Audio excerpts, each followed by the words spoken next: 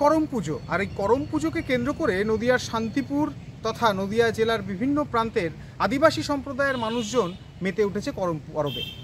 আজ সকালে নদিয়ার শান্তিপুর রামনগর চর এলাকার যে সমস্ত আদিবাসী সম্প্রদায়ের মানুষ ছিলেন তারা প্রথমে করম গাছ কাটেন, তারপর ধামসা মাদল সঙ্গে নিয়ে এলাকা পরিক্রমা করে সেই গাছ নিয়ে যান নাকাশিপাড়ার উদ্দেশ্যে। নাকাশিপাড়াতে হবে করমের পুজো। তারপরেই এই নদিয়ার শান্তিপুরের যে রামনগর চর সেখানে সারা রাত্রিব্যাপী আদিবাসী সম্প্রদায়ের অনুষ্ঠান বা গান বাজনায় মেতে উঠবে আদিবাসী সম্প্রদায়ের মানুষরা।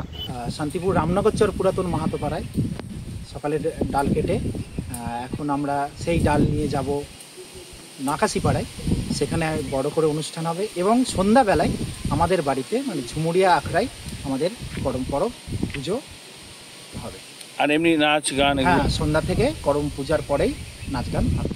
তারা জানাচ্ছেন জেলার প্রতিটি জায়গা তথা শান্তিপুরের বিভিন্ন জায়গাতে এই করম পুজো বা করম পরব অনুষ্ঠান চলছে।